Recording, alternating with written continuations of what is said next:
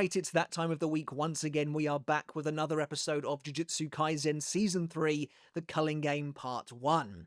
Now, after last week's frankly crazy installment, which focused on Maki's transformation into essentially the heir to Toji's heavenly restriction, and then unleashing a lifetime's worth of resentment upon the Zenin clan in an incredible and bloody rampage, I imagine things are gonna slow down a bit this time, as we change track and return to Yuji and Megumi's quest to find and recruit the rogue sorcerer Hakari to their cause. I've said it before that I'm not as into Hakari as a character as the general community seems to be, but I'm excited to see him and his abilities appear in the anime, and to see what they do with him and his future storyline in general. Some of his upcoming fights should be pretty spectacular. That being said, as before, while I don't know this series inside and out like I do Bleach, I have read the manga, and will be watching this video from that perspective, so this is an open spoiler zone for the rest of Jujutsu Kaisen from here on out.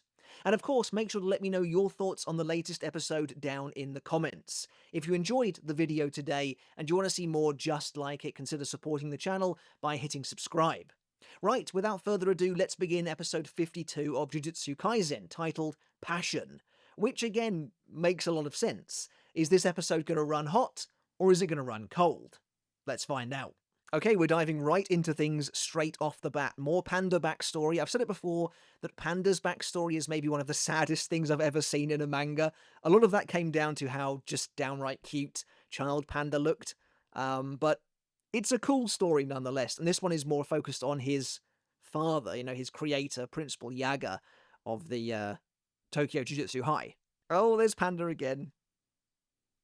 If I remember rightly, Panda should have I think a role in this episode.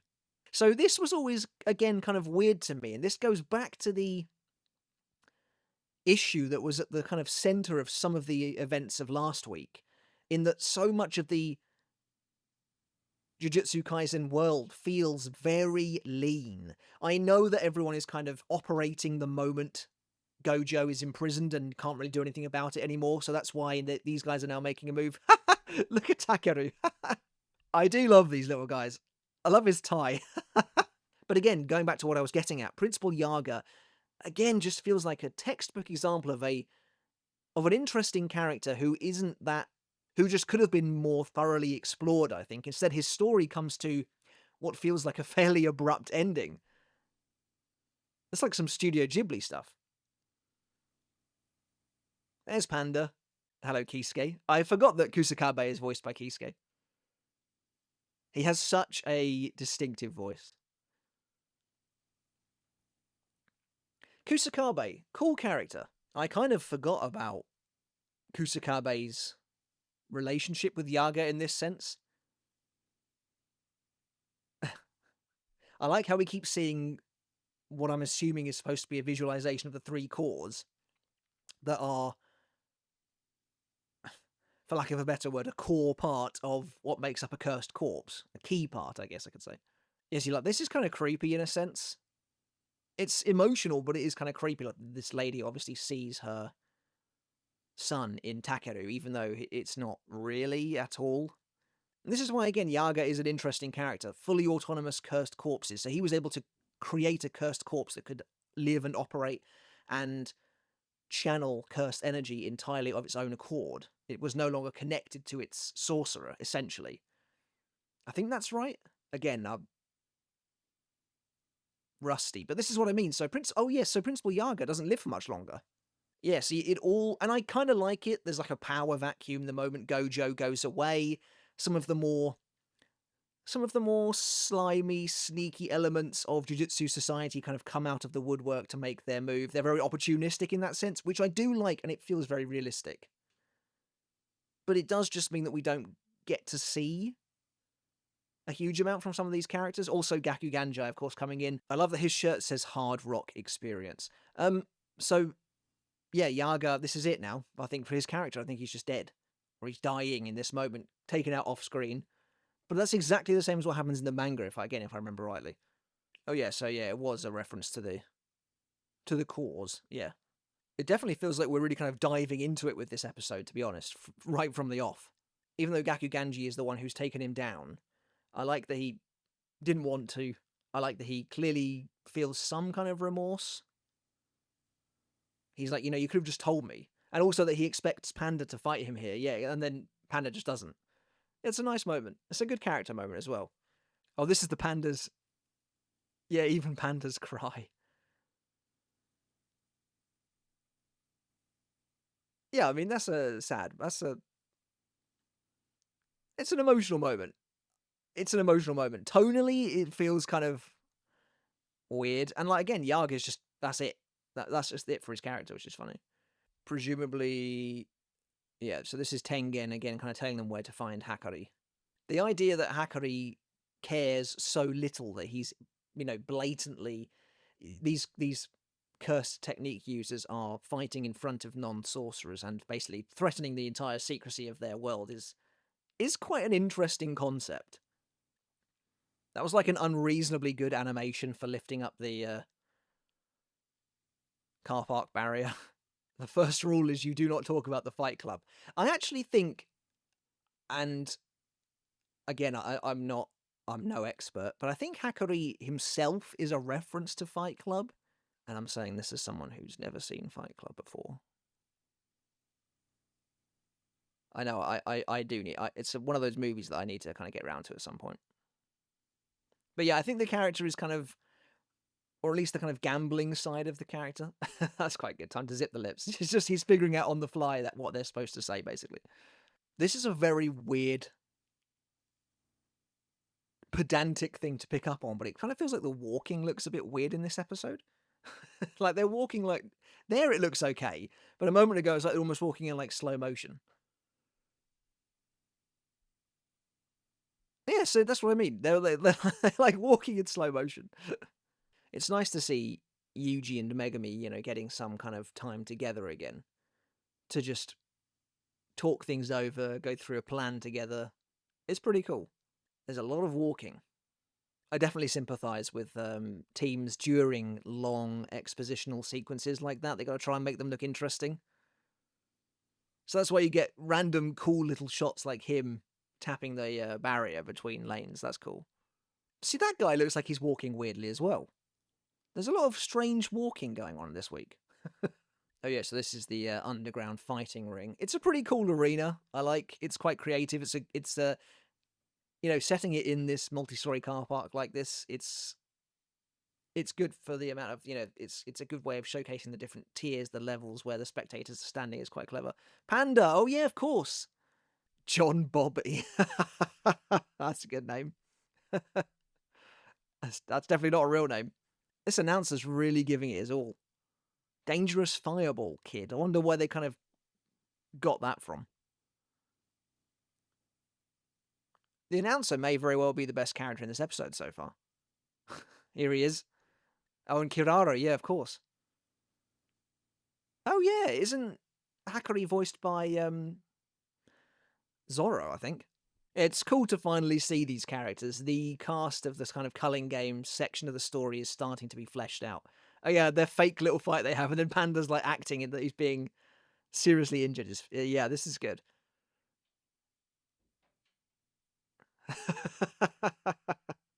When I made my first Jujutsu Kaisen video for the channel, I think it was basically a ranking of my favorite characters in the series. I think I put Panda on there, but I stand by that. Even this like fake fight they're having just looks fantastic. I mean, that was a real hit, to be fair. This is the best bout of my career. I've only been a commentator for 2 weeks. This guy's great. I want more John Bobby. I love the kind of the over the top sort of fake fight is good stuff. Yeah. Then Panda just flinging himself off the ground like that. That's a very convincing looking like fake throwback, like he's being kicked backwards. SPCA. I think that's the Society for the Prevention of Cruelty to Animals or something like that. I can't remember exactly. Either way, that was good. I liked that. That was funny. Premium quality moon beer. See, now Kirara's eyes, the fact they have stars in them, that's a nice bit of foreshadowing towards their ability. And again, like Hakari and Kirara, I haven't felt this alive since my ex maxed out my credit cards. Like, that's a good line, to be fair. Yeah, both Jujutsu High third years. Yeah, see, these are kind of characters who have very, very strange, very unique, bespoke feeling special abilities. I mean, a lot of characters do in JJK, and that's one of my favorite things about it, is the amount of creativity on display when it comes to the techniques, to the domains, all that sort of thing. Very, very unique, and it's very cool. And those two, they have very unique and interesting abilities, the likes of which you don't see in any kind of other series, really. Yeah, see, I like that Panda has faith in Yuji's ability to win Hakari round eventually. I can't remember the details of, because they're talking about Kirara's technique now. Speak of the devil. I can't remember the details. It's something to do with, like I said, the stars in their eyes. It's to do with a constellation or something like that, and they are able to lead people in a certain direction based on the constellation. I can't remember exactly. Oh, yeah, so this is Yuji meeting Hakari. Again, some strange walking going on. There's a lot of swaying. He's cleaned up his desk a lot since we saw it a minute ago. I like the I like the implication that he got it all clean and tidy for Yuji's arrival, but somehow I don't think that's the case.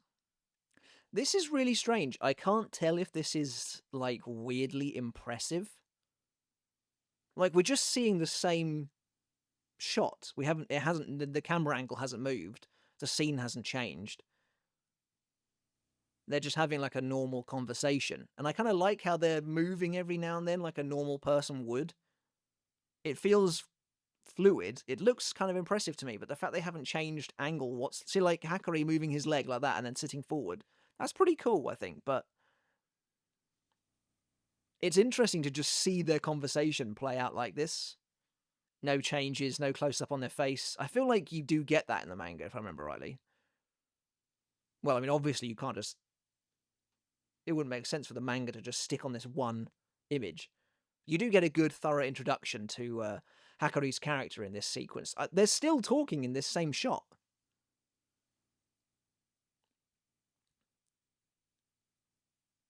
This is very strange.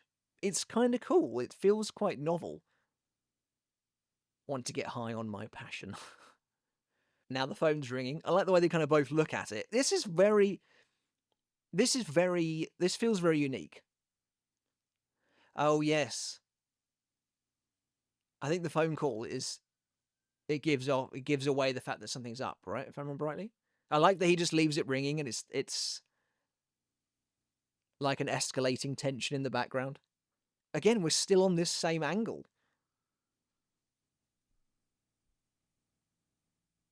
It's pretty cool. I think it's kind of neat, actually. Like, it makes the scene feel very organic. Like you're just an observer, like you're like a guard at the door or something. It's pretty cool. And that phone is still going off as well. So yeah, Yuji's given himself away. I mean, they said earlier that he's a bad liar.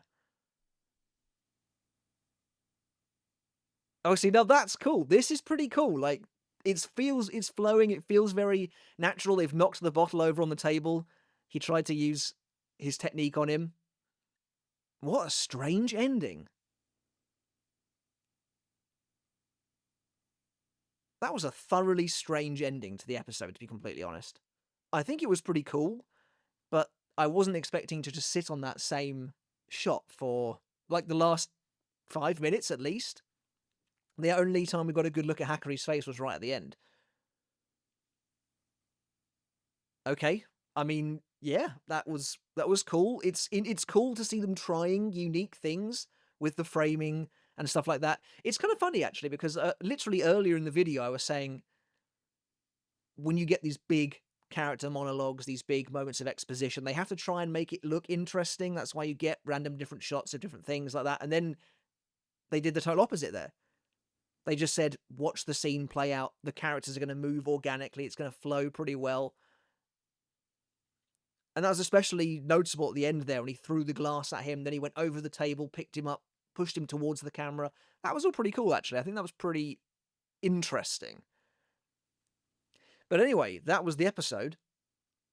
As I suspected, definitely a lot, I guess, not really slower, but a lot quieter than the previous one. It was always going to be. A cool introduction, though, to Hakari and Kirara. Great to see Panda again. Principal Yaga's story kind of just wrapped up like that. That's the end of that character. I don't know how much people really cared about Principal Yaga and all that sort of thing that goes on, to be fair. So I don't know how much people are really bothered about that, to be completely honest. But yeah, I think on the whole, it was pretty good. On the whole, it was pretty good. I don't think there was anything too crazy about it. It is cool to finally be introduced to these new characters, to see the wider world of the Culling Game opening up. And I'm excited to see more. We're still in the very early stages. I mean, the game hasn't even begun yet. So I think that was pretty cool. Cool to see Hakari. Nice fake fight between Yuji and Panda. That was a lot of fun to watch as well. That was, again, really well animated. Yeah, I think it was a pretty good episode, all things considered. I'm not blown away. Last week's was obviously a crazy spectacle. This one, slightly different, a little more focused on building new relationships, starting up new character dynamics, and advancing the plot. So yeah, let me know your thoughts down in the comments below. That was episode 52 of Jujutsu Kaisen, titled Passion. I'd love to hear your thoughts down in the comments about what you thought of this episode, the introduction of Hakari, all of the stuff surrounding that character, the other characters involved, the storylines, that sort of thing. I'd love to get your thoughts in the comments. Do please let me know. What did you think about that final scene? Like, was that kind of weird? Was it kind of interesting to see it from that one shot play out in one take, essentially? How kind of fluid the motion was, seeing these characters interact and talk in a natural, organic way, I thought was pretty cool. Let me know all of your thoughts down in the comments below. I really would appreciate it. All right, everyone, but once again, thank you so very much for watching and for being here. I really do appreciate the support. It does mean a lot. As I said at the start of the video, if you enjoyed this and you want to see more just like it, consider hitting subscribe down below. I'm trying to hit 300,000 subs by the end of the year, and it's only going to be possible with your help. And consider checking out my Patreon as well. If you want to take your support for the channel another step further, it really would make a huge difference, as all of the supporters over on Patreon are currently doing. It does mean absolutely everything, so thank you all so very much. All right, guys, until next time, I'll catch you later, and I'll see you then.